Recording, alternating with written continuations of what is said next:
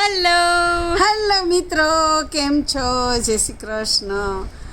આજે શનિ છે ને એટલે કાંઈ ખબર નથી પડતી, આઈડિયા નથી આવતા કે હું શું કરું, શું બનાવું. બીજલ, તને કાંઈ આઈડિયા હોય તો મને કહે. મમ્મી, તમે યાદ છે આપણે ઇન્ડિયન શોપિંગ માટે ગયા હતા અને ઓલા કાચા કેળા લીધા હતા? આપણે એનું કંઈક સ્પેશિયલ બનાવીએ તો? હા, તો ચાલો આપણે કંઈક આઈડિયા આવશે. કિચનમાં જાશું શું છે એટલે ખબર પડશે. ચાલો આવો મારી સાથે. તો ફ્રેન્ડ્સ, એવું છે, હું કાચા બનાના લઈ આવી છું. બહુ નથી, ઝાઝા 3 છે. તો છોકરાઓને ફ્રેશ ક્રિપ્સ ભાવે, તો હું બનાનાની ક્રિપ્સ બનાવું છું. તો ચાલો આપણે રેડી કરીએ. આવો, તો હું ગેસ ઓન કરી દઉં છું. અને બનાનાનું એવું છે કે આ બનાના ઘણું બધું બનતું હોય છે. ફરાળી આપણે શાક બનાવી શકીએ, ફરાળી આપણે ભજીયા બનાવી શકીએ. તો છોકરાઓને ક્રિપ્સ ભાવે છે તો હું ક્રિપ્સ બનાવું છું. આવી રીતે એને થોડી થોડી કાઢી લેવાની સ્કીન. અને મિત્રો, આ 2 ટાઈપની બનાવાય.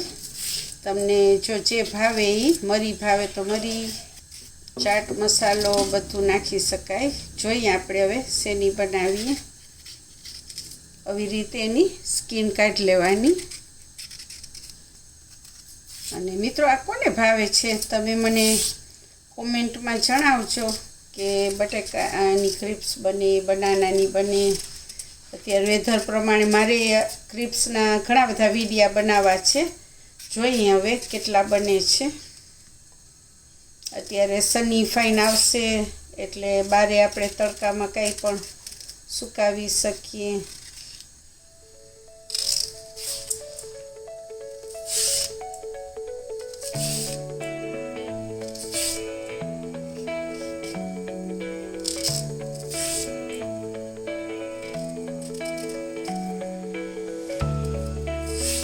કેમ કે આની ઉપરથી છાલ કાઢી લેવાની. આખું વ્હાઈટ દેખાવું એવું જરૂરી નથી.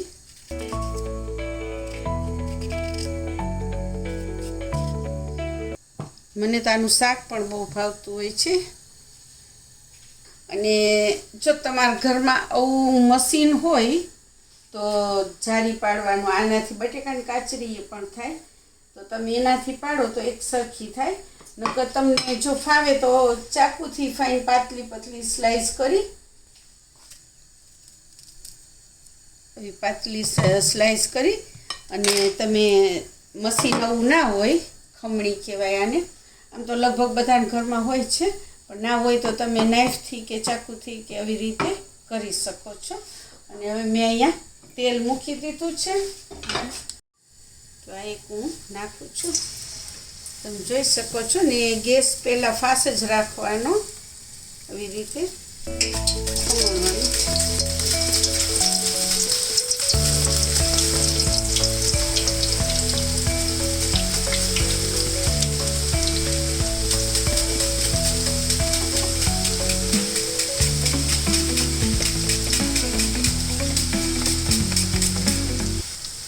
અત્યારે તો મિત્રો ઘણા બધા મશીનથી બધેથી બનાવતા હોય છે આ બનાનાની ક્રિપ્સ. પણ આપણે હોમમેડ ખાવી હોય તો આપણે મશીન ના હોય તો આવી રીતે તમે ઘરે બનાવીને ફ્રેશ ખાઈ શકો. અને પછી આવી રીતે ઉલટાવવાની, એમાં તેલમાં થવા દેવાની. મિત્રો, તમને એમ થશે આ કેમ થઈ ગઈ હોય, ખબર કેમ પડે? તો તમે જોજો કે થવા આવશે ને એટલે એકદમ ક્રિસ્પી લાગશે અને ઉપર આવી જશે સાવ, અને કડક થઈ જશે. થોડીક આમ ઝારાથી દબાવવાની અને એને હાઈ ગેસ ઉપર જ તરવાની. જો તમારું તેલ સરખું નહીં આવ્યું હોય તો એ પોચી પણ પડી શકે છે. થોડીક વાર લાગે તરતા, જલ્દી ના તરાય. કે આ ખમણી તો એકદમ પાતળી જ ક્રિપ્સ બનાવે છે, પણ આપણે કડક સરખી થાય એના માટે ટાઈમ જોઈએ. તો તમે જોઈ શકશો કે હવે આપણી રેડ થવા માંડી છે, એટલે ગોલ્ડન, રેડ નહીં ગોલ્ડન થવા માંડી છે અને હવે મેં ગેસ ધીમો કર્યો છે, એટલે તમે કાઢવામાં ઇઝીલી બહુ લાલ ન થવી જોઈએ, નકર કડછી ને કડવી ને લાગે. તો આવી રેડ થવી જોઈએ ગોલ્ડન, તમે કાઢો તો ફાઇન થઈ જાય. એટલે ગેસ થોડીક વાર ધીમો કરી દેવાનો. તમે જોઈ શકો છો કે એકદમ ફ્લફી થઈ ગઈ છે, પોચી ને કડક ને ખાવામાં સોફ્ટ લાગે, પણ આમ એકદમ ક્રિસ્પી લાગે બનાવીએ ને. એટલે હવે આપણે પાછી ગેસ ફાસ્ટ કરશું અને આપણે બીજી પણ આવી રીતે આમ ખમણી લેશું બધી, અને ડાયરેક્ટ જ હું તેલમાં નાખું છું.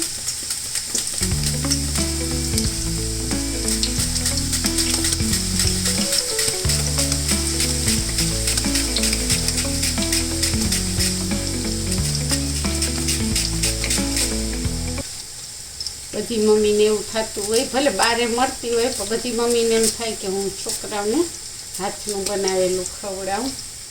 હવે આપણે ગેસ ફાસ જ રાખ્યો છે, કેમ કે તમને એવું લાગે કે ખમણ ડાયરેક્ટ ના ખમણવી હોય તો તમે પ્લેટમાં ખમણીને નાખી શકો છો. ઘણાને ના ફાવે કે ડર લાગે કે ઓઇલમાં ઓલું થઈ જાય, એવી રીતે કે ઓઇલના છાંટા ઉડે કે બનાના પડી જાય, કે તો તમે એક પ્લેટમાં લઈ અને ખમણી લેવાની. ઓઇલનું કામ કરતા હો ત્યારે બધાએ કેરફુલ રહેવાનું કે અકસ્માત ન થાય, આપણે આપણી ખુદની ધ્યાન રાખવાની.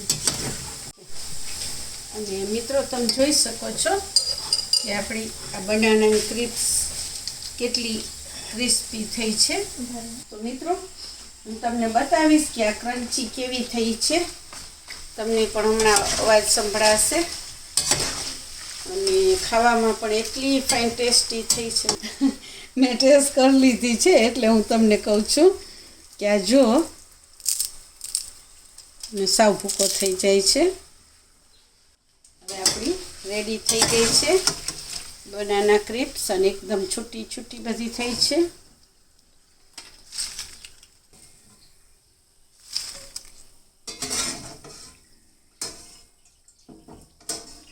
તાજી જેટલી ખાવી હોય એટલી આપણે બનાવી શકીએ ઘરે, અને સ્ટોરેજ કરીને તમે ડબ્બો ભરીને એરટાઈટ ડબ્બામાં રાખી શકો. તો હવે આપણે આમાં મસાલો નાખશું. હવે આપણે પ્લેટિંગ કરશું.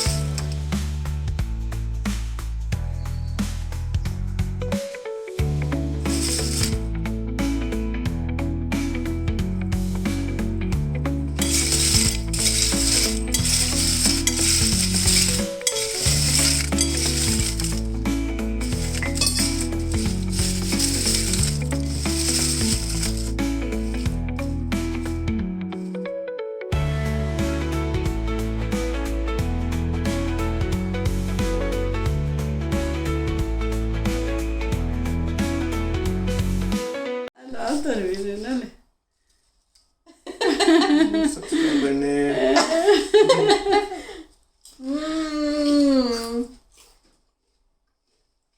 Nice. Yummy. Nice. You need to try this.